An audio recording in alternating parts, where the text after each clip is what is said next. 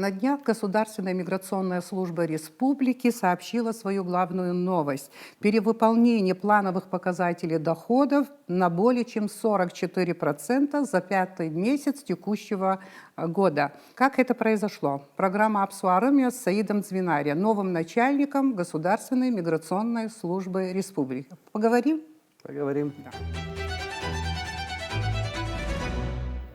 После Ростовской таможенной академии вы много лет работали на нашей таможне, причем на разных должностях.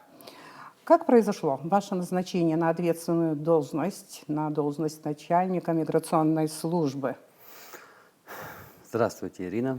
Действительно, как вы и сказали, обучение у меня проходило в ростовском филиале Российской таможенной академии. Затем была служба в армии, преподавание в Абхазском государственном университете на факультете по предмету таможенное дело. Затем я вступил в ряды Государственного таможенного комитета. 15 лет служил.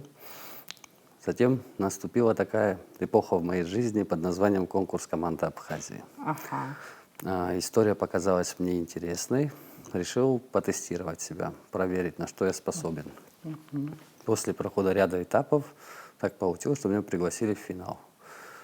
Финальный этап проходил 12 и 13 апреля. Довольно-таки сложное мероприятие, которое не давало расслабиться никому, ни одному из финалистов. И довольно такая серьезная нагрузка на мозг была. По итогу так получилось, посчастливилось мне оказаться среди победителей. Мозговой штурм Мозговой штурм выдержали. Ну, пришлось, там шансов не было. Ну, да, Действительно такое серьезное мероприятие. И в течение следующей недели после окончания конкурса я был вызван к президенту, где мне поступило предложение, которое я не имел права не принять, как действующий офицер, декларируя всегда и везде о том, что мы подчиняемся приказам, отказать не имел права, и вот я оказался в новой службе. Но вы не ожидали? Абсолютно не, для меня настолько это было неожиданно, потому что, ну, исходя из моей истории... На обдумывание было время? У меня было время буквально несколько секунд. Несколько секунд. Скажу так. И вы сказали «да». Ну, у меня, еще раз говорю, другого ответа не могло быть, хотя мысли о том, что я из таможенных органов куда-то буду перемещаться, у меня не было, потому что с момента, как я поступил на первый курс в 2003 году, 22 года, слово «таможня» у меня звучит ежедневно в моей жизни.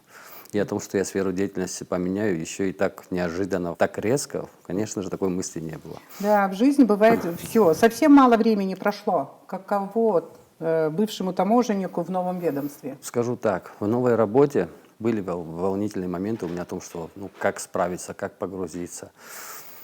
Огромнейшее значение, прям огромнейшее имеет мой опыт в таможенных органах. То, как строится должна работа, то, как служба развивалась в таможенных органах, потому что сегодня Государственный таможенный комитет наряду с несколькими ведомствами является одним из таких передовых ведомств за счет и развития технологий, развития самого регулирования, участия в международных переговорах, в вопросах гармонизации. То есть опыт большой у ведомства, и мне тоже в свою очередь удалось подчерпнуть опыта немного для себя. Конечно, и в этом плане мне было довольно-таки легко. То есть хоть и направление новое, но система работы, она приблизительно одинакова. Поэтому сложностей как таковых я не ощущал именно в структурировании самой работы. Коллектив новый, люди мне неизвестны. Я буквально несколько человек в этом коллективе знал до того, как туда попал.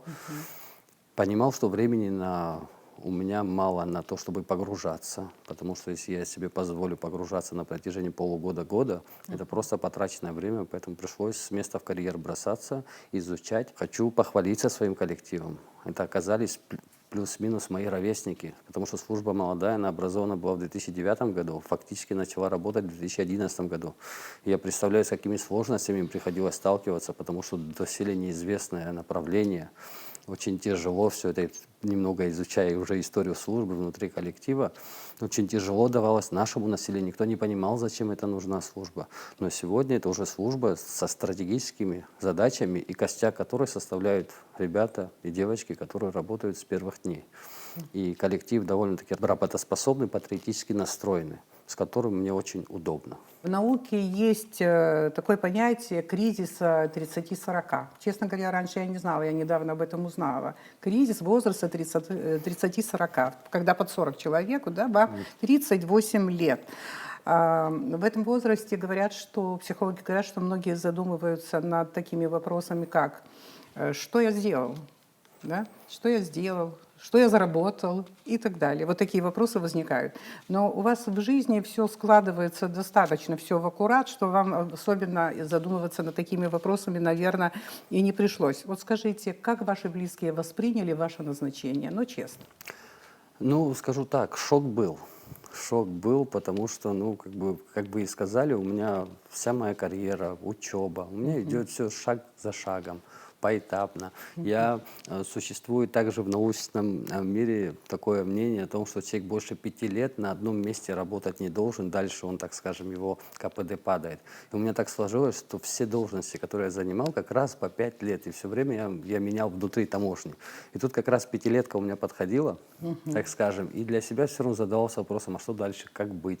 И тут я же говорю, спасителем, так скажем, конкурс у меня был, думаю, немного попробую себя, и вот То есть это не под случайно, конец вот как бы пятилетки, не случайно. у меня так получилось, что поменял работу, а говорить о том, что я сделал, оглядываться назад, ну, не знаю, на мой взгляд, пока рано. Рано об этом говорить, потому что я больше ставлю перед собой вопросы, а что я еще могу сделать.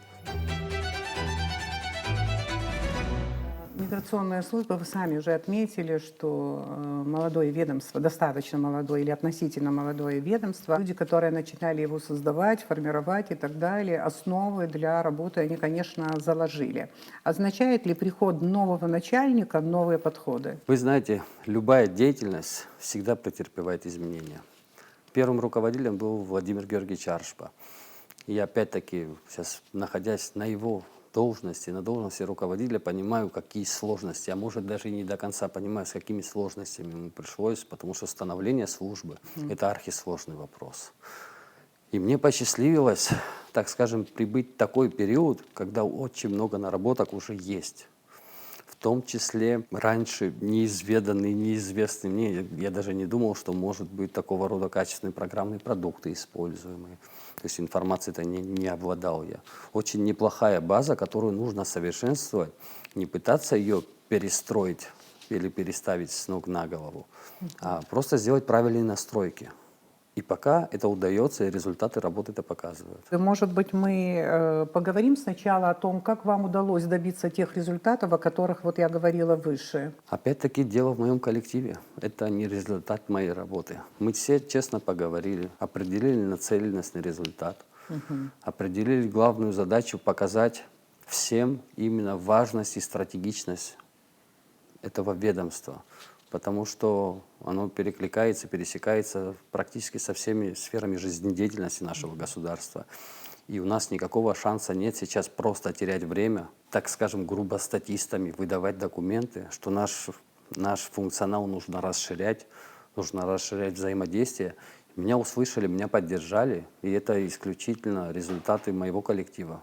Это не мое достижение. Мне просто посчастливилось, что мне такие сотрудники достались, которые услышали мое напутствие и показали работу. Ну, вы дипломат, я вижу. Прошло менее 3 месяцев, мало времени очень, конечно, но вы уже знаете, какие вопросы надо отработать, главные. Главные вопросы отработаны, и ключевые направления, я и в интервью неоднократно говорил про вопросы автоматизации миграционного контроля.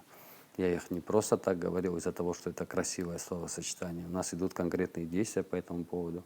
Сейчас мы находимся в процессе приведения в соответствие инфраструктурной части, материально-технической базы. Сам продукт, как я говорил, программный, он довольно-таки неплохой, и активно ведется работа по установлению автоматизации между ведомствами. Это очень важный аспект, потому что когда каждая служба работает автономно, КПД государства в общем снижается.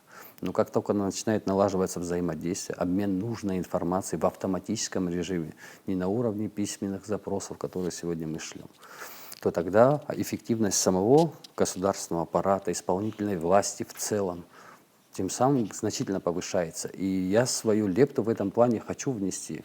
Я своей информацией, само собой, соответствующими органами И именно той информацией, которая им должна быть доступна, я буду ей делиться. Ровно так же и принимать ту информацию, которая нужна мне для Да. проведения анализа. Обо всем поговорим, наверное, чуть позже, но вот начнем, наверное, с какого-то ключевого вопроса. Я вообще стараюсь во всем видеть науку, начинать вот с науки, поэтому чем бы человек ни занимался, какой бы сферой, в государстве вообще, в основе должна быть наука. Вопрос в чем?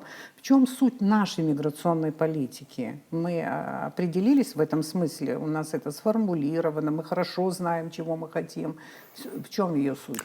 Ну, вообще суть любой миграционной политики заключается в комплексе мер, которые принимает государство для регулирования въезда, выезда иностранных граждан, условий осуществления ими трудовой деятельности и иных аспектов, все, что связано с иностранными гражданами. Наша миграционная политика формируется из ряда нормативных документов. Это и о правовом статусе иностранных граждан, о порядке въезде-выезде иностранных граждан и иных, в том числе локальных нормативных документов. И сегодня мы в том числе ведем анализ тех самых нормативных актов. Законодательство.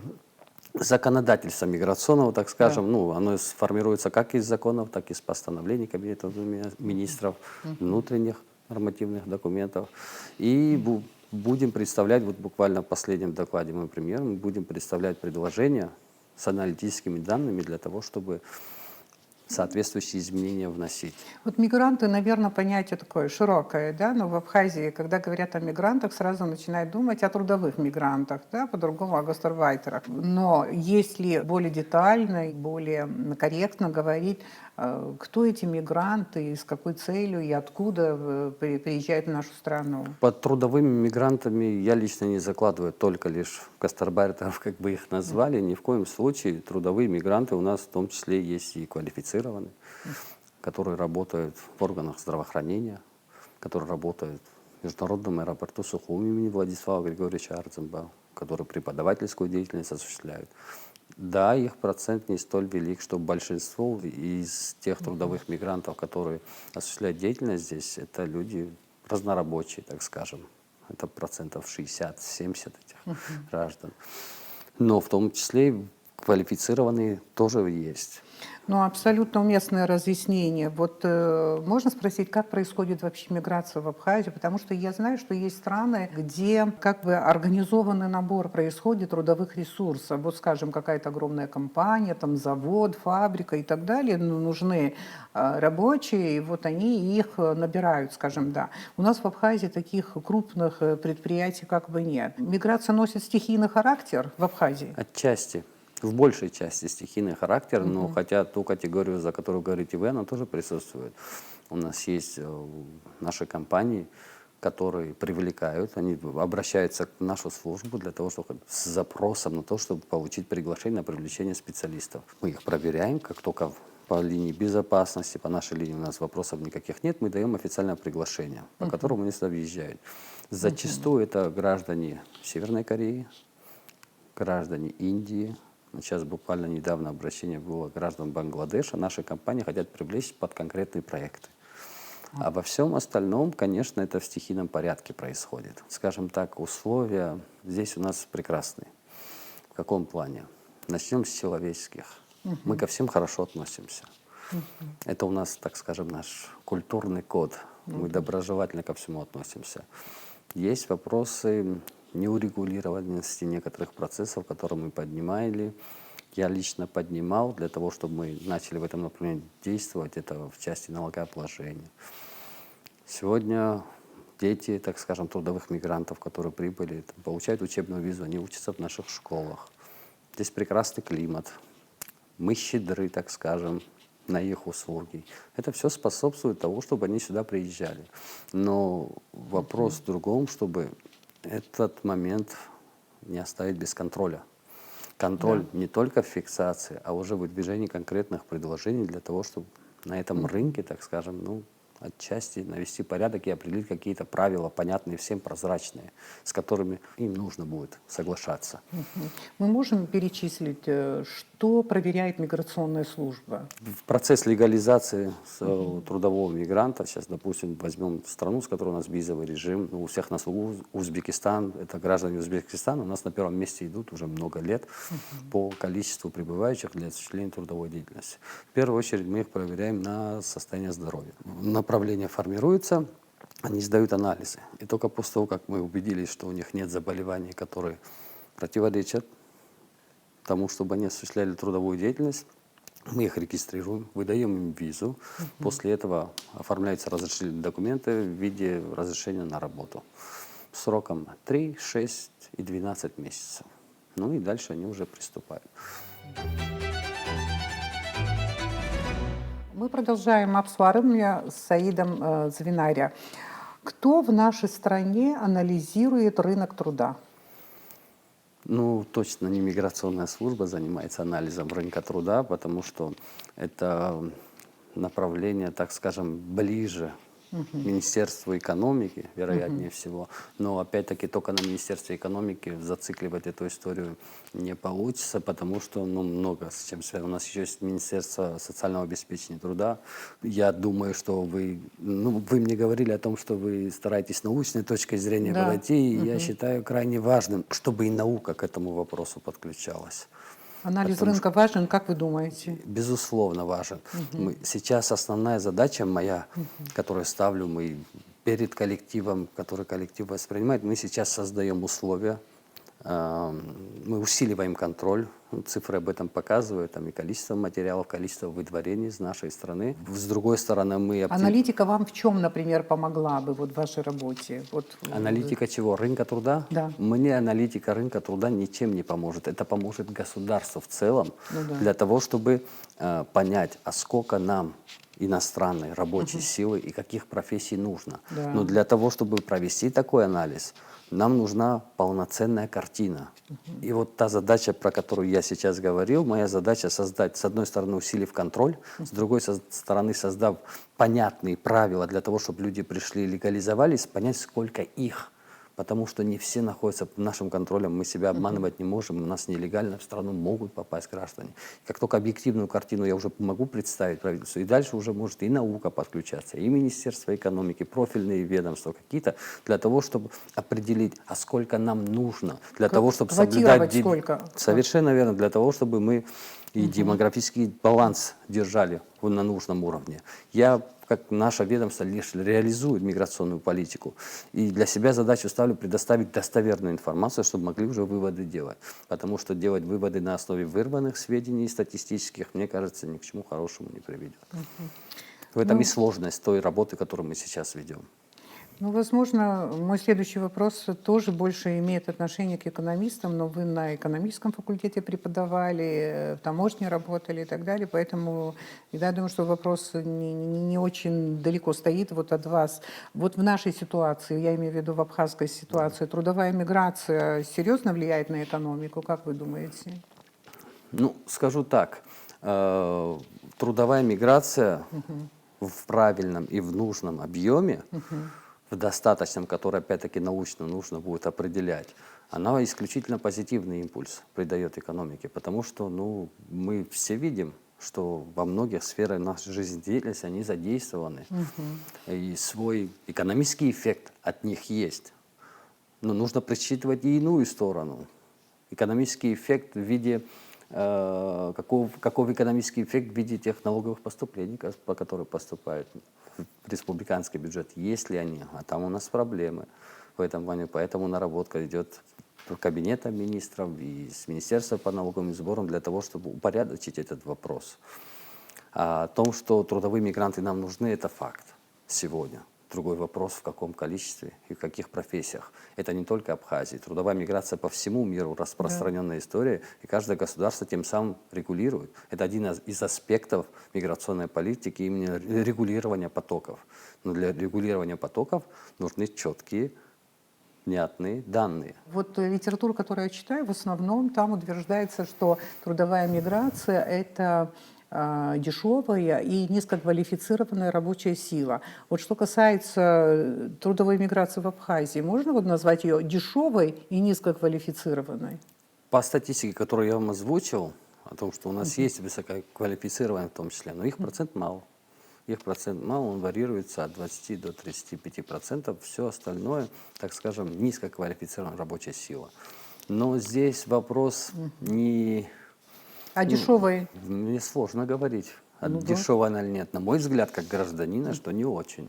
Привлечение тех или иных специалистов, этот запрос поступает исключительно от экономики того или иного государства.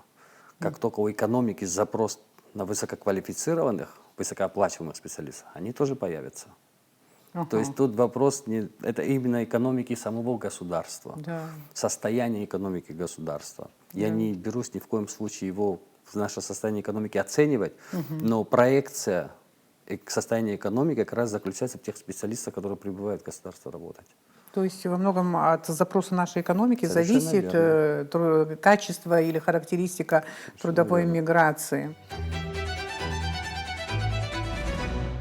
Мы продолжаем с вами программу «Обсварым». Вы уже затронули вопрос о законодательстве. Давайте поговорим о законодательстве, ну, чуть-чуть подробнее или же более конкретно. Базовое законодательство, которое регулировало бы отношения в этой сфере, в миграционной сфере, они имеются у нас? Да, я о них уже говорил. Если уже уходить в детали, Да. ну, предложения последние, которые мы будем представлять в правительство, ну, аналитику дальше уже кабинет министров уже будет анализировать, ну, что с этим делать, это по срокам пребывания здесь. Сегодня по срокам пребывания у нас ограничения какого рода? Иностранный гражданин прибывает, получает разрешение на работу и визу сроком на 1 год. Затем он вправе продлить еще на 1 год. То есть предельные сроки нахождения 2 года. Затем отсутствует норма, по которой у него будет какое-то ограничение временное, в течение которого он не может сюда въехать. Фактически он раз в 2 года выехав, по сегодняшнему состоянию дел, может находиться здесь вечно. То есть вы предлагаете ужесточить, вы с этим как-то выходили в парламент или пока времени для этого не было? Это норма, которая будет приниматься на уровне, ну, должна приниматься на уровне правительства, принята или не принята. На не уровне будет. кабинета министров министров, да, регулируется. парламент. Раньше была эта норма, при котором по истечении предельных сроков лицо не могло въехать в страну не ранее, чем через 12 месяцев. Вынужденная мера была в свое время убрать эту норму ввиду того, что не было первичного учета, не была известна дата въезда иностранного гражданина, и отчет вести было невозможно. Сегодня уже эти обстоятельства есть. Иностранные граждане фиксируются на границе, их паспорта сканируются, вносятся в базу данных. Первичный учет начинается на границе или где? Совершенно верно. На границе, Совершенно да? верно. А какие у вас там ресурсы, какие силы, которые этим занимаются? Сегодня у меня отдельного подразделения там нет. Вместе с тем есть модуль за пунктом пропуска ПСО, на таможенном посту ПСО расположенный, в котором у меня несут службу мои сотрудники, которые оснащены программными средствами, сканерами. Ну, скажу так, служба ведет такую работу с 2023 года. И собираемость за этот период выросла с 62 миллионов рублей в год до 200. В этом году я уверен, что мы перевыполним эту цифру Вы тоже. пойдете еще дальше. Мы пойдем еще дальше. Да. И дело не в том, что у нас большое количество иностранных граждан стало прибывать. Оно плюс-минус, да, тенденция к росту есть какая-то, но она такая на уровне Стали фиксировать... Просто первичный учет да, появился. да, и да. оттуда очень много позитивных моментов вытекает. И привлечение к ответственности, когда мы можем отследить, сколько времени человек здесь находится, сколько он может находиться, когда у него наступает те или иные обязательства по уплате платежей в виде госпошлин за визу и все остальное. Привлечение к административной ответственности. У нас значительный рост по административным материалам произошел. Если у нас за 4 месяца было 44 материала административных, то за эти 2 месяца, после за мая, их уже 163. И эта тенденция будет дальше Мигрант, двигаться. вот трудовой, скажем, да, трудовой мигрант, который въезжает вот в Абхазию. Не будем пока говорить о налогах, наверное, скажем позже, да, а вот другие вот платы, которые он платит вот регулярно, он обязательно должен заплатить. Въехал, пребывает в стране, он должен Это что? Вот, Это, опять-таки, то, что, о чем я говорил. У него затраты на медицинское исследование, которое в республиканской больнице в центре СПИД осуществляется. Проводятся исследования на наличие наркотических средств в крови, на наличие туберкулеза. Затем уже попадает к нам, он регистрируется, получает. А Он регистрация получает чего-то стоит, вот, миграционная? Госпошлина 200 рублей стоит, там 200 большая рублей. сумма, да. Я по ценам разрешительных документов вас не сориентирую, потому что там очень много градаций. За визу происходит, за разрешение на работу. Я хотела, чтобы вы остановились на очень важном вопросе, который затронули выше. Вот работа с информацией, создание единой базы данных и так далее. Вот об этом. Вы употребили очень важное слово автоматизация. Для чего все это нужно? Для быстрого обмена данными между ведомствами. Оперативно такое. Оперативно происходит. То есть основная концепция – это концепция сквозных данных, чтобы каждое ведомство имело доступ к нему в режиме онлайн. Тем самым повышается скорость принятия управленческих решений и их качество. Это вот самый ключевой момент. Я сегодня для того, чтобы провести аналитику, мне пришлось разослать запросы, и в течение месяца я их получил, все на бумажном носителе. Да, я свою работу сделал, но я мог ее сделать гораздо быстрее, в течение одного рабочего дня. Я месяц ждал результаты, потому что объемы большие. Зачастую ведомства, в которые направления везде есть базы данных.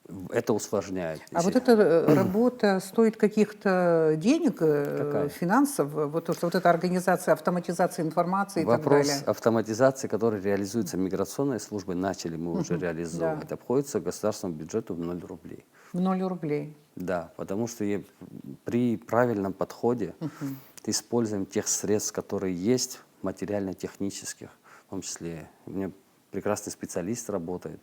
И мы начали взаимодействие, несколько на пальцах скажу. Это у нас будет служба госбезопасности, Министерство внутренних дел, Министерство по налогам и сборам, Министерство здравоохранения, Министерство туризма. И, вероятнее всего, Министерство образования, потому что информация об иностранных детях, обучающихся, тоже должна быть у меня в То есть доступе. вся информация будет стекаться в одном сервере или как это? Те организации, в которых есть сервера, у нас будет происходить обмен между серверами. Там, где в организации, у которой нету серверного оборудования своего программного продукта, я буду на базе своей программы создавать модуль для этой организации, в которой будем взаимодействовать. Даже с тем же направлением Министерства здравоохранения. Там есть свой программный продукт. Направление, которое я отправляю, у меня подразделение, в том числе в Гагре, находится. Возить бумаги, привозить результаты. Чтобы направление в электронном виде было направлено. Открыли результаты исследований, в этом же файле запаковали, обратно отправили. Это значительно ускоряет процесс. И плюс вероятность того, что, хотя таких случаев не было, мало ли, принести какую-нибудь поддельную справку. Хотя такие случаи не фиксировали, как правило, это все отработано. Но время – это самый ценный ресурс, Ну а который как у нас эти есть. ведомства встретили вашу работу в таком направлении, такой подход?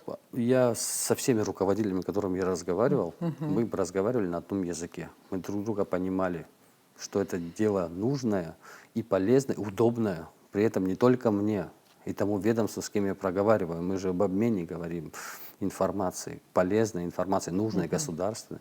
Поэтому никаких преград в этом плане я не встретил. Там, где, еще раз говорю, там, где есть программный продукт и сервера, мы отрабатываем маршруты просто движения информации. Там, где нету, мы разрабатываем модуль, которым они могут пользоваться. Просто у меня информация будет стекаться на мой сервер. И работа вашего ведомства, наверное, и других ведомств, которые будут с вами взаимодействовать именно в части миграционной сферы, эта работа, наверное, перестанет быть абсолютно рутинной. Работа оптимизируется однозначно. Во всяком случае, для анализа происходящего и сокращения времени на выдачу разрешительных документов уже фиксируем на работе. То есть, если служба, как я говорил, она же молодая, на период ее создания, как правило, компьютеров не было, баз данных не было. Это впоследствии уже все появилось, за что я благодарен всем предыдущим руководителям, которые принимали участие в ее создании. Все оформлялось на бумажном носителе, в журналах. И эти журналы по сей день существовали на работе. На вопрос мой, а почему они до сих пор есть, потому что пришел, процесс у меня занимает, там выдача, допустим, разрешения на работу чуть ли не до недели. Я говорю, за счет чего? Начали смотреть о том, что у нас в базе занесли информацию, большой объем, дублируется на бумагу. Второй блок то же самое. И так 6 журналов. Чем утверждены? Ничем. Почему были? Ну, как-то завелось. Мы хотели потихоньку проводить, от чего мы можем избавиться, раз у нас есть программный продукт, в котором мы работаем. Ну, формирование разного рода списков, которые оформлялись вручную, печатались, большой объем информации, каждодневной, как, ну, я не знаю, как с ума не сошли, я бы не выдержал такой объем работы. Чуть-чуть подключили нашего технаря, и эта информация, на которую уходила полдня, уходит 2 секунды. Просто в виде отчета из программы. И само время на оформление, ну, сотрудники выдохнули. Это что же давление целый день с утра до вечера работать? Я говорю про тех, которые работают с документами в кабинетах. Сейчас уже гораздо проще, гораздо быстрее все проходит. Вот на вопрос, сколько трудовых мигрантов работает сегодня, пребывает на территории Абхазии, просто однозначно и точно ответить пока еще невозможно. А в случае вот, реализации вот этого подхода, о котором говорите, наверное, скоро у нас и полная статистика появится. По поводу того, какое количество зарегистрированных у нас трудовых мигрантов, само собой, эта информация существует. Ну, по итогам 2024 года у нас порядка 8,5 тысяч человек, которые получили разрешение на работу. Это граждане стран, с которыми у нас визовый режим. И около 1500 человек, граждане России, которые получили здесь патент на работу. То есть около 10 тысяч человек. Само собой, мы понимаем, наши рейдовые мероприятия показывают о том, что у нас есть неучтенные люди, которые фактически осуществляют трудовую деятельность, могли ли они въехать по визе, допустим, Министерства иностранных дел, как туристы, и дальше растворяются. Вот сегодня наша задача находить таких людей. Но когда с точки зрения трудовых мигрантов, информация быстро расходится. Увидели подходы о том, что вы границу не пересечете, пока не уплатите штрафы. Если долго без документов ходить, то мы будем поднимать вопрос о выдворении. Это самое страшное, чего, так скажем, бояться. Выдворение на 5 лет осуществляется. И пошла тенденция, что люди сами начали приходить, принимать правила государства. Вот самое главное, потому что на них очень много аспектов, влияющих на их здесь пребывание. Но ключевой момент, уже они понимают о том, что государство – главный регулятор, а все остальное сопутствующее. И пошла тенденция для того, чтобы они легализовывались. И я думаю, цифры 2025 года, вероятнее всего, будут уже больше. В каких сферах трудовые мигранты больше всего задействованы в Абхазии? Ну, помимо тех, которые я перечислила, высококвалифицированных, это был аэропорт, Минздрав, система образования. Остальное, какая-то часть у нас работает на государственные органы, в части там, муниципальные учреждения разные, там, спецавтохозяйство, там еще что-то. Ну, все, что связано с органами местного самоуправления, немалая часть работает. Очень многие работают на стройках, очень много строек у нас, фактически рейдовые мероприятия практически по ним и происходят. А сил ваших достаточно для проведения вот этих профилактических и рейдовых мероприятий? Пока мы еще никого не привлекали, пока сил достаточно, но вместе с этим есть понимание, опять-таки, про руководителей, в том числе и правоохранительных органов, и специальных служб, то, что мы проводили. Наша основная концепция, что мы все должны одинаково к одной и той же ситуации относиться и действовать одним, так скажем, кулаком при необходимости. Необходимости такой, конечно же, пока не было, но в общем и целом, когда все ведомства по отношению к тому или иному вопросу действуют, мыслят и действуют одинаково, это и есть государственная политика. Вот наш основной посыл такой. Вас 103 человека. Нас 103 человека, да. Вы смотрите «Обсварение» с Саидом Цвинари. Поговорим о безвизовых мигрантах более отдельно, да? Как регулируется их пребывание в стране. Узбекистан, Таджикистан и так далее, Средняя Азия, мы знаем. Вот как это мы немножко хотя бы сказали об этом. А вот безвизовые мигранты? Ну, это самая сложная часть. Самая сложная часть ввиду того, что паспортный контроль по ним не ведется. Не ведется ввиду вполне объективных причин.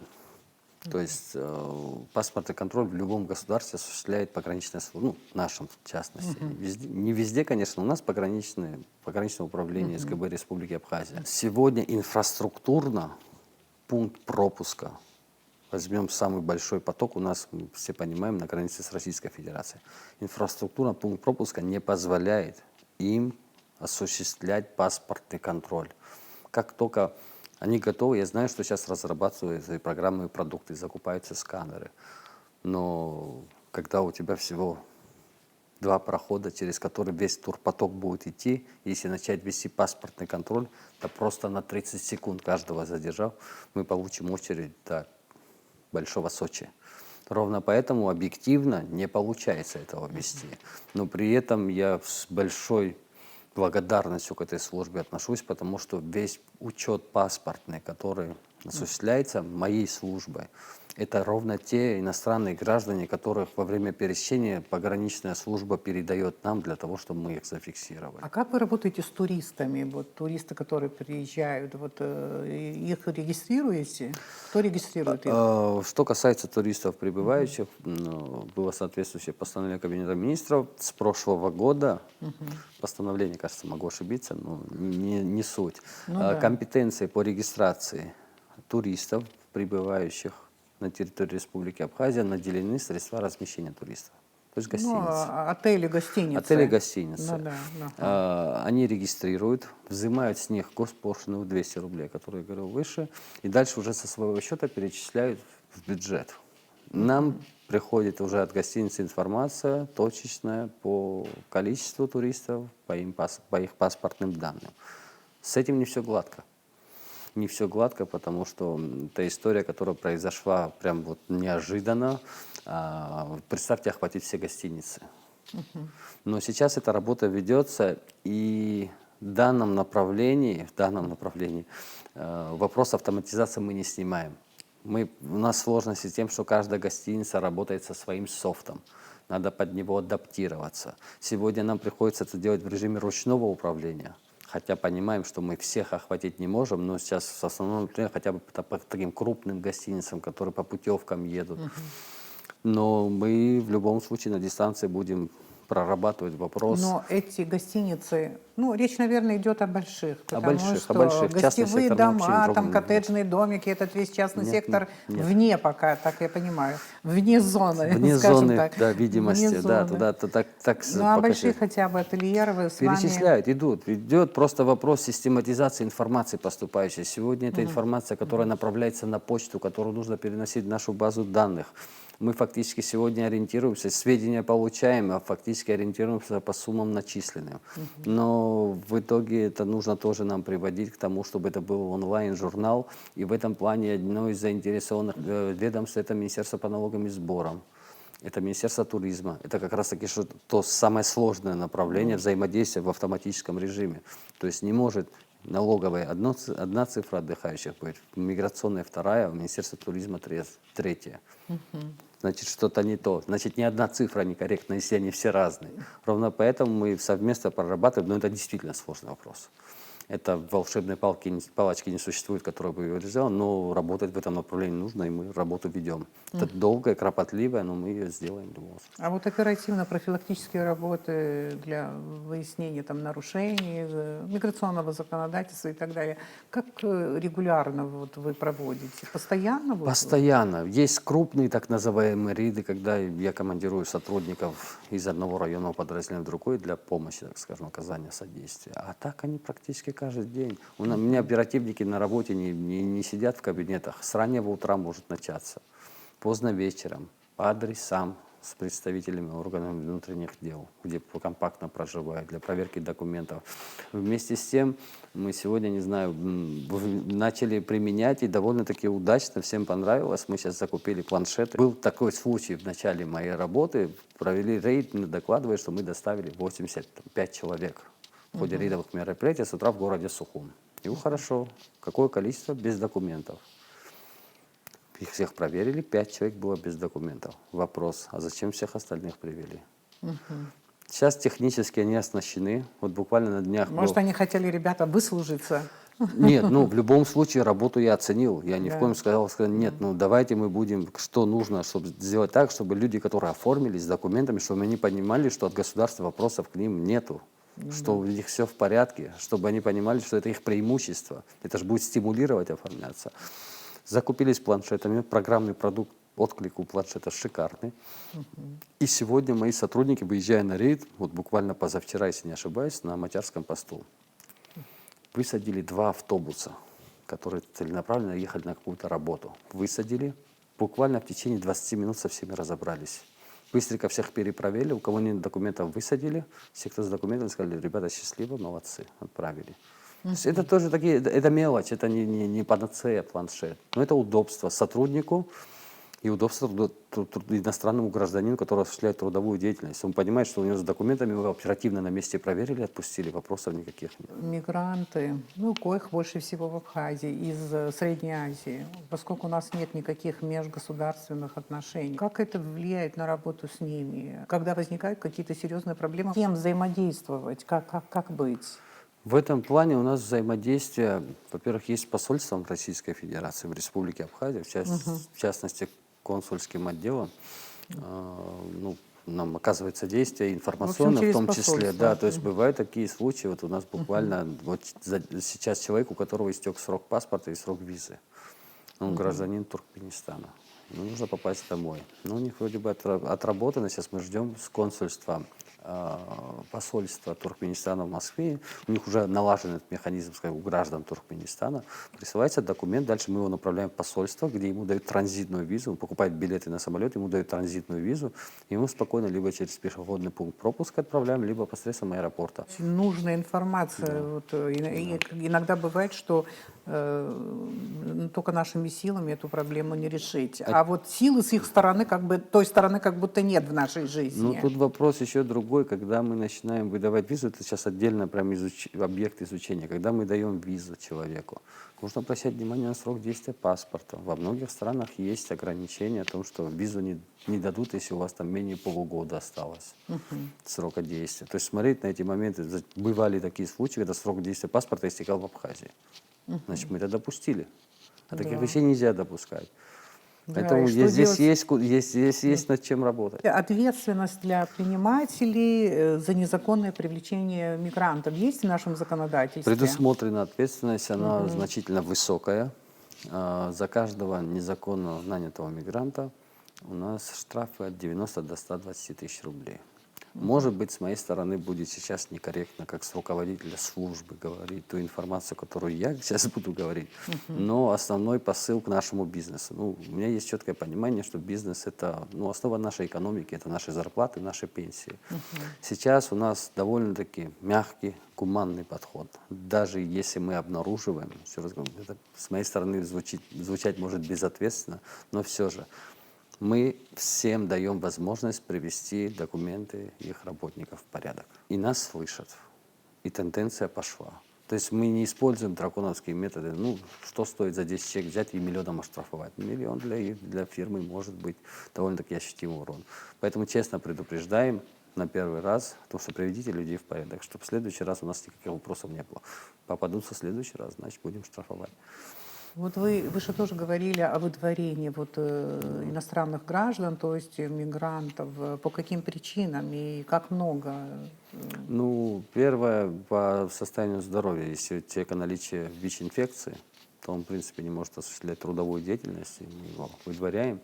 А второй, в ходе рейдовых мероприятий мы анализируем ситуацию, при каких обстоятельствах человек без документов оказался. Как я говорил в самом начале, у нас предельный срок, на который мы можем выдать визу, это 1 год первично. Если человек попался, который больше года здесь находится, мы уже априори не можем ему на 1-й год дать визу. Следовательно, обстоятельств, при котором может здесь находиться, нет, и мы его выдворяем. Выдворение осуществляется судом и сроком на 5 лет. Мы продолжаем беседу в Апсуарами. Очень много сетуют, что миллиарды рублей вытекают из Абхазии в страны той же Средней Азии, и в то же время прозвучала цифра 75% мигрантов, что не платят налоги в Абхазии. Что вы намерены делать в этой связи, ваши действия? Ну, я налоговым органом не являюсь, представителем налоговых органов. Этот вопрос у меня возник, когда я начал первые недели изучать нормативку. И как раз вопрос продления сроков встал. Я говорю, а на основании чего мы продлеваем? Мы его продлеваем просто. Ну, предоставить вовремя документы, значит, мы продлеваем его пребывание. Я говорю, в принципе, если сам институт продления существует, значит, есть какие-то условия. Иначе бы визу давали бы сразу на 2 года. Какие условия могут быть? Придумали, а что у нас по налогам? Почему не можем институт налоговой включить?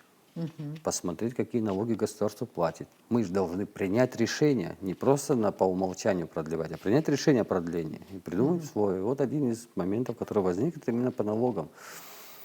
Как вот что у них по налогам, ну, мы не знаем. Почему не знаем? Потому что должного уровня взаимодействия между миграционной и налоговой нету.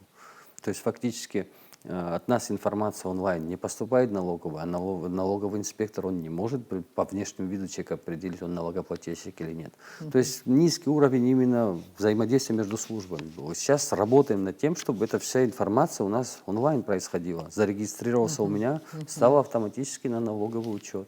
Я не взимаю налоги, я лишь предоставляю условия налоговые, чтобы они могли администрируемые свои платежи взимать качественно, облегчаем труд, так скажем.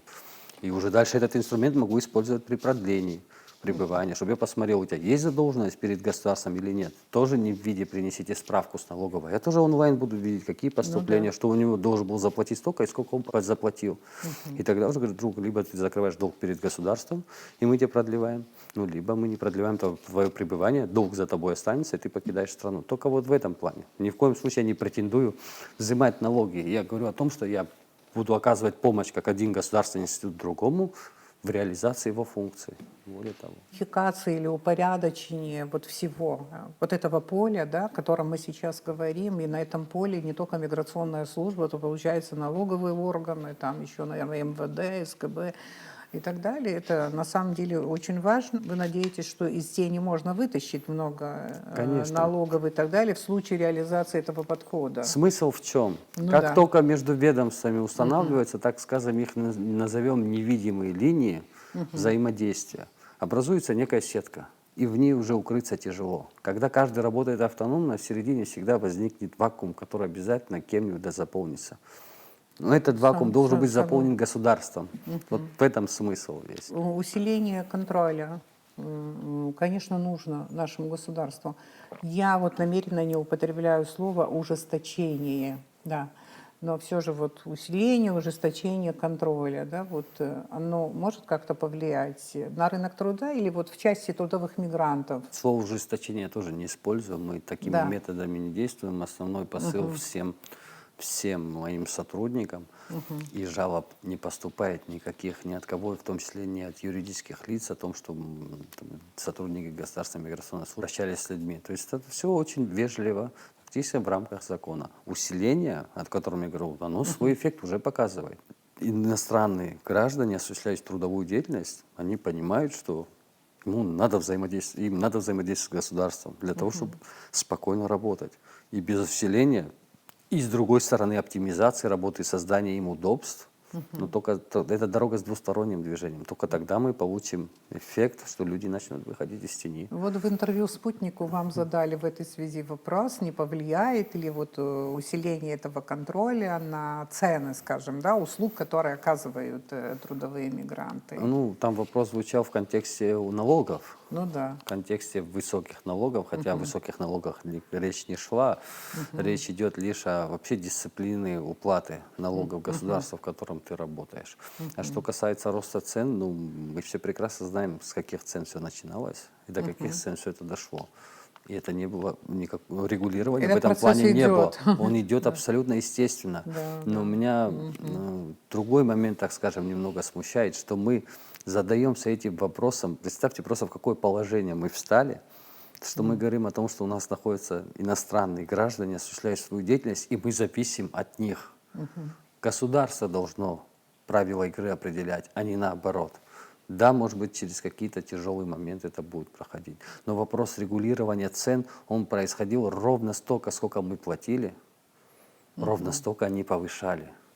То есть государство в этом плане не участвует никак. Я поэтому в самом начале сказал, мы еще и щедро относимся к ним. Если вы помните, все начиналось в определенные годы с 300 рублей, с 500 рублей. Ну, да. Сегодня дошли до определенных уровней. Налоговая определили ставку там условные 3 или 5 тысяч рублей в месяц. Ну, средний выход иностранной рабочей силы, там, варьирует заработок в день, допустим, приблизительно, сейчас точно не могу утверждать, там, от 3 до 5 тысяч рублей. В среднем 4 тысячи рублей. Но выходит он 22-23 дня в месяц и работает. Ну, до 100 тысяч. Со 100 тысяч рублей заплатить государству 5 тысяч рублей в месяц, среднее увеличение цен порядка от 160 до 250, если он там все дни работал. И поэтому говорит, что это как-то поднимет цены, но не приходится. Но этим могут воспользоваться, согласен. В общем, это сфера теневая экономика. Совершенно правда верно. же? То есть И это такие процессы, которые, ну, говорить о том, что, вы представьте, мы не будем взимать, мы с наших граждан взимаем налоги, с иностранных не взимаем, боясь, что они нам услуги дороже начнут оказывать. Ну, немного мы в слабой позиции, кажется, находимся Ну в этом плане. Чрезмерная Да, ну либерализация как-то, получается конечно, в этом конечно. вопросе, да. Интересно. Вот, то есть мы всегда пытаемся найти источники новые для бюджета нашего, да? Получается, что один из источников тут, в общем-то, Вполне, да. конечно, дополнительный источник. Тут самый главный вопрос, дополнительные деньги в бюджет республиканский, само собой важно. Тут самый главный принцип справедливости. С вашей заработной платы и с моей заработной платы взимаются налоги Ну да. государством. И государство за нашими юридическими лицами, индивидуальными предпринимателями, они ведут работу на то, чтобы качество администрирования росло за счет налогооблагаемой базы, определения ее, там, повышения, более точное определение. А тут у нас простой. Ни в коем случае я трудовых мигрантов в этом плане не виню. Да, это... Иностранные граждане не принимают правила игры, которые есть в государстве. Осталось нам просто немного правильной настройки в этом плане сделать. По-моему, совсем недавно к нам начали прибывать трудовые мигранты из уже не Средней Азии, граждане Кубы. Они, наверное, через Россию, да, но как так получилось, что вот какой-то пошел поток? Раньше вообще я их тут не видела, а сейчас везде как бы в городе их замечаю. Вот как это случилось? С чем это связано? Это связано с усилением миграционного контроля уже в Российской Федерации. У этих людей заканчиваются сроки пребывания.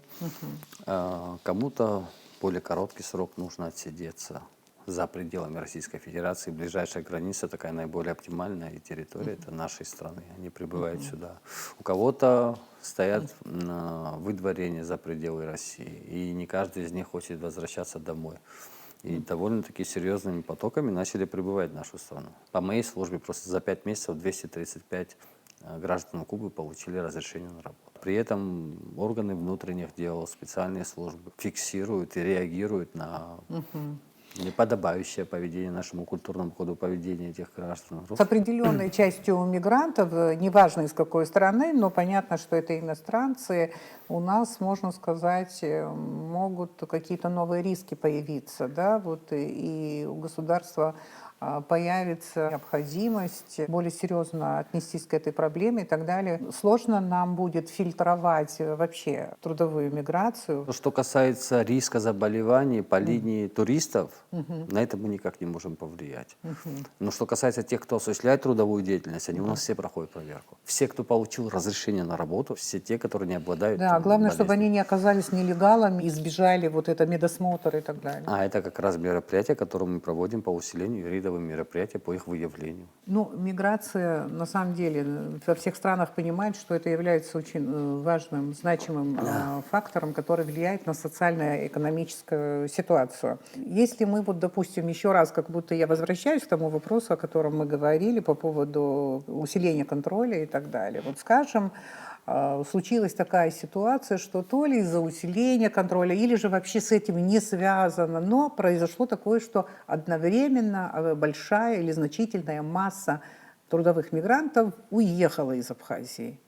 К чему это может привести? Вероятнее всего, к некой нехватке, вероятнее всего. Речь будет стоять о количестве. Если людей, массово. Ну, что такое массово? Но это будет проблемой все 200 же. человек для вас это массово? Ну, может, не так, скажем. Ну да. вот, о А чем вот, я скажем, говорю. если несколько тысяч человек уедет сразу, одновременно. Ну, вероятнее всего, проблемы будут. Проблемы будут. Но это не будет связано с усилением миграционного контроля. Это должно быть связано, не дай бог, с какими-то более серьезными вещами. Что это может быть? Да, разговора нет. Я в самом начале тоже говорил о том, что иностранная рабочая сила, она так или иначе способствует работе государства, во многих сферах жизнедеятельности. Кстати Сейчас в один говоря, день... может быть, в этом случае как раз-таки, когда будет серьезно наблюдаться нехватка трудовых ресурсов, скажем, да, вот тогда всякие услуги, работы, о которых мы говорим, вот они как раз-таки сильно могут и подорожать. Совершенно верно, совершенно Подорожают, верно. да? Поэтому мы не ставим же вопрос о том, что нам ни в коем случае здесь иностранная рабочая сила. Нет, мы говорим о том, что этот процесс должен быть контролируемый государством самим. Только об этом речь идет. Условия, они действительно у нас здесь прекрасные. И у нас на сегодняшний день нехватки точно не фиксируются. Ровно Да. поэтому у нас стихийные биржи труда начинают образовываться. Несмотря на ограничение сроков нахождения мигрантов трудовых на нашей территории, иногда я слышу разговоры о том, что их так много приехало, не могут тут все купить, приобрести жилье, собственность, что они могут тут остаться, и что это может вызвать определенную угрозу, скажем, основного общества. Но иногда, конечно, разговоров больше, чем реальных фактов, я понимаю, но все равно, как вы думаете, какая-то вот абсорбция, я имею в виду вот и интеграция какой-то части мигрантов, их интеграция в наше основное общество происходит в Абхазии вот за эти годы, или пока просто вы этот материал, нет у вас этим этого материалом материала? я не владею, но, Да. так скажем, интеграция трудовых мигрантов, сейчас не берем Абхазию, в принципе в мире это действительно один из аспектов миграционной политики. То есть в любом случае есть какая-то категория, которая адаптируется, и в этом ничего негативного нет. Самое сложное, когда трудовые мигранты долгое время здесь осуществляют трудовую деятельность, иногда законно, незаконно, там, в зависимости от того, как они попались в миграционной службе, еще не адаптированы, вот тогда сложности возникают. А если процесс адаптации происходит, еще раз говорю, вот в мировой практике этот аспект отдельно прям государством регулируется. Создавать условия, чтобы они культуру принимали, язык изучали. Опять-таки сейчас не про нашу страну, говорю, в общем и целом. Но данный материал, мне сложно что-либо сказать в данном направлении, как это происходит. На это больше Здесь может тоже, население ответить. Здесь тоже с нужна которой аналитика или взаимодействие, наука, конечно. о которой мы говорили. Да, Мы должны да. всей информацией владеть и анализировать. В Вообще принципе, науку нужно подключать во да, многих да, вопросах. да. Есть мысли отдельного чиновника, отдельного руководителя, наблюдения, но это лишь одностороннее. Наука все-таки проходит фильтр, делает с разных сторон. И научное обоснование многих процессов, в том числе таких важных, как миграционных потоков, это очень важно.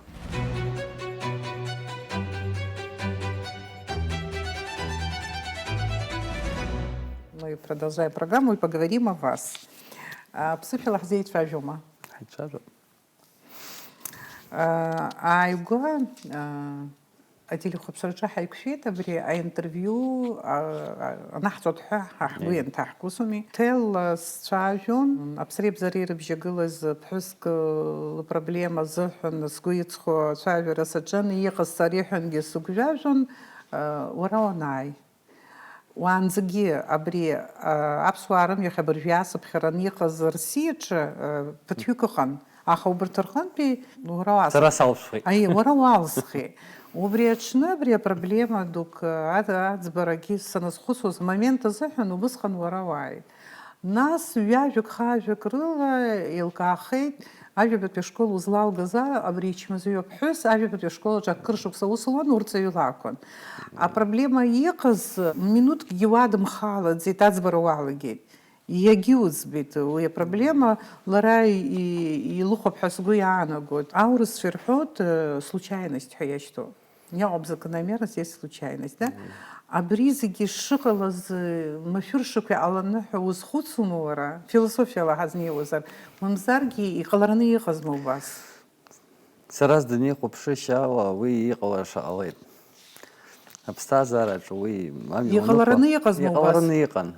وبريام تزحن سرس نيراكون شرس شالش شجراكون أساس شرقمتي سرس شالش شجراكون ناكخب ويفرتاسي لوات ويكوبزيرا ومازات وي تارس كوياخو ويوب ويزا чимраз шалас сдерзомаст ويزا خاц говора акацара алшарах соус дарас куяхует абастазарачан абас сипшио ахтыско факт покырын турын ехома имачем кон сакшахи имачимко Захинджеров зукшалаги, ауй врау, пширу, ламустро вознеру, соцас вознеру, ламустро зик вознер, уми гиряшаш, и яшани алот вапха.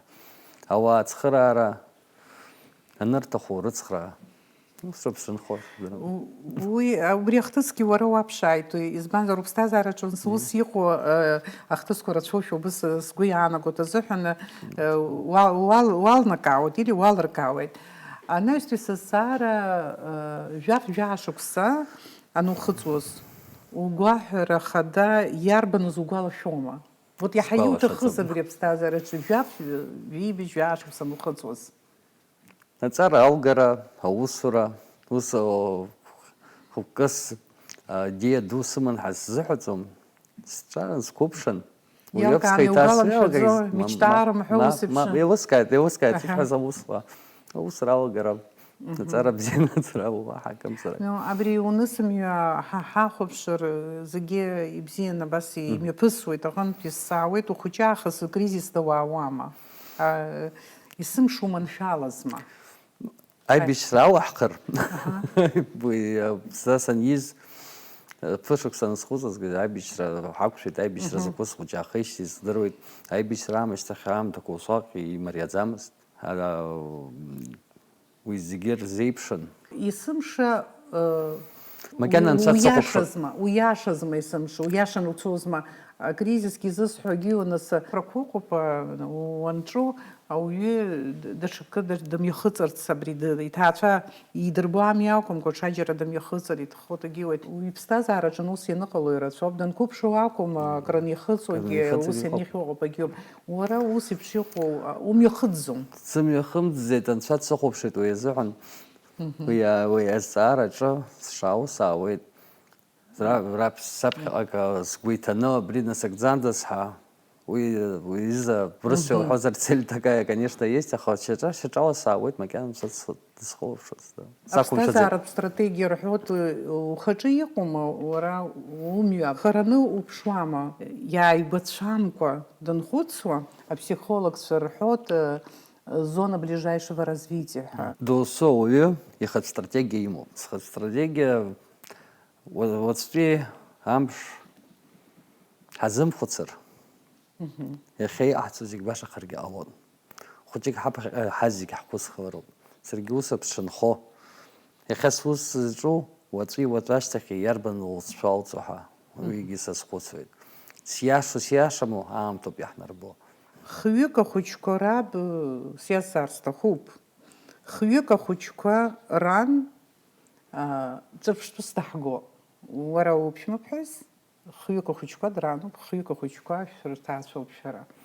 Аха теориаҵас ауп ишызго, конкретла лара далхны акәӡам ишызҳәо, сара еилыскаар сҭахуп Саид Нариа игәаанагара, ахаҵа игәаанагара, исҳәап убас, ахаҵа игәаанагара. Аԥҳәыс илымоуп вариантқәа, иаҳарак ҩба-роуп илыма хҩык ахәыҷқәа ираano иаҳҳәап. Акы ахәыҷқәагьы аусурагьы еидылбалоит, лусура ҟалыџьӡом, аус ацылуеит, даҽа вариантк дыҩнԥҳәысхо. Ииашоуп ҳәа ишԥауԥхьаӡо? Уаҩыза азҵаара уажәы аԥсуа телехәаԥшра иахәаԥшуа рацәоуп. Сеиҳабацәак иахәаԥшуеит. Сеиҳабацәак иахәаԥшуеит. Уара уԥшәмаԥҳәыс улзаҳҳәаӡом, еилыскааит, аха уцәазар. уи хәыҷык аԥсуара аганахь хәыҷык сиашамхар ҟалап, уи алацәажәара сеиҳабацәак еилыскаауеит. Исхәыцуагь макьана уи азыҳәан маҷуп уи алацәажәара. Уи дасу ихатә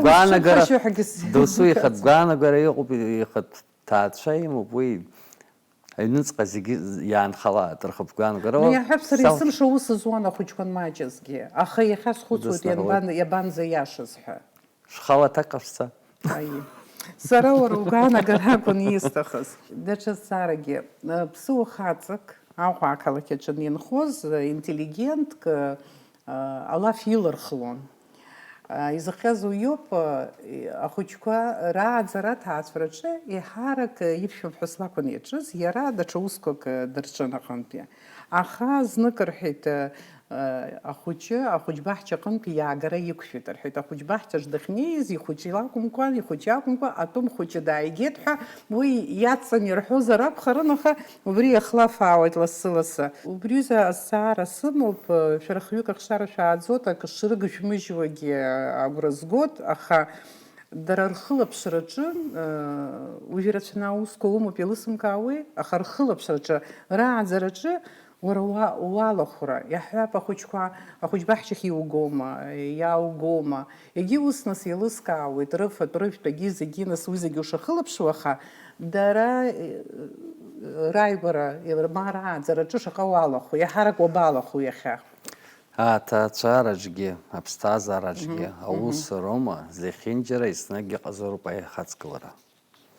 Аҭаацәараҿы аихаҵгылара ныҟәо, аусураҿы аихаҵгылара ныҟәо, уи имҩа ариашоуп. Аҭаацәаракгьы уи урысшәа уҳәозар не исключение. Зегьы ибабалароуп. Саид. Салацәажәар сҭахӡам, уи ауп исҳәаз схәыҷқәеи сареи реизыҟазаашьа. Мама зеиԥшажәала араҟа иааиуа зегьы уара уқәлацәагьы уаҳабацәагьы уи иалацәажәон. Араҟа аԥсуа дазҿыԥхашьо ҳакымзарак агьыҟаӡам. Ҳхәыҷқәа рааӡара ихадоу иоуп. Мамо, иаҳҳәап, аамҭа умоума, иаҳҳәап ахәыҷқәа баҳчахь ргаразы. Мамзаргьы уи ран илгон. Сахьӡоит сара. Аха лымкаала алацәажәара. Урацәажәара аамҭа умоума, адәахьы рыцныҟәара рырхәмарра аамҭа умоума. Рацәак аамҭа сымаӡам, хымԥада. Аха бахәыҷқәа аби, ани реизыҟазаашьа, рхәыҷқәеи реизыҟазаашьа сеиҳабацәа ишраҳауа салацәажәар сҭахӡам, иашаӡам, ԥсуаҵас иашаӡам ҳәа сгәы иаанагоит. Нас аԥсуара зынӡас сара саҵкьысгьы иныҟәугарц уаҿуп избоит аҟынтәи анаҩстәи зҵаара. Абыржәы акабинет усура, да? Кабинет аҿы. Абри уажәоуп, аха уаанӡагьы аус аҭыԥқәа рҿы аус ахьыуазгьы ус иҟазар акәхарын, иаҳҳәап, иаҳа ирацәаны аусураҿы аус зду улауаҩы иуцызу аус, мамзаргьы амаӡаныҟәгаҩ. Қьаадк лгароуп, иаалгароуп, мамзаргьы егьи иаҳҳәап, џьара ҟәшак еиҳабу дааироуп, дцароуп, лассы-лассҟа, мышкы ҩныҵҟа, зныкымкәа ҩынтәымкәа дааир ҟалоит. Убри данааиуа, дааицыԥхьаӡа ихаҵгылатәума? Хымԥада, ауаҩԥсы даныҩнал ихамҵгылар, ҳбашахеит. Уи иоуп культурас шьагәыцс иҳамоу аԥсуа зҵаараҟынтә. Иҭабуп даараӡа. Аҟәаҩ театрк ыҟоуп. Аԥсуа театр, аурыс театр. Аԥсуа театр ахь уныҟәома?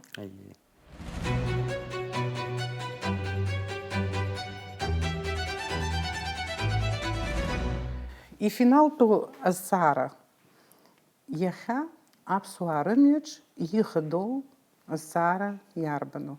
Ишысҳәаз еиԥш, зегь ламысла уаҩҵас азҵаарақәа зегь ҳазнеир, аусураҿоума, ԥсҭазаараҿоума, аҩноума, ламыс цқьала ҳазнеилар, ҳамҩа даара илашахот, ҳаԥхьаҟа иаҳзыԥшугьы даара иԥшӡазаауеит, иашамыз, аламыс, шьагәыц иамоу аламыс. Уагьы аԥсуара аҵанакуеит егьирак зегь. Даараӡа иҭабуп, иудыруа аҵыхәтәантәи аамҭазы ҳәан ажәа аламыс убасҟак имаҷны иаҳҳәоит, иахьа ҩынтәхынтә иахьауҳәаз џьасшьоит. Иҭабуп ҳәагьы уасҳәоит, абас иҟан Саид Нариа ирцәажәара, иахьа шәахьоуп, шәымч-быч маншәалазар.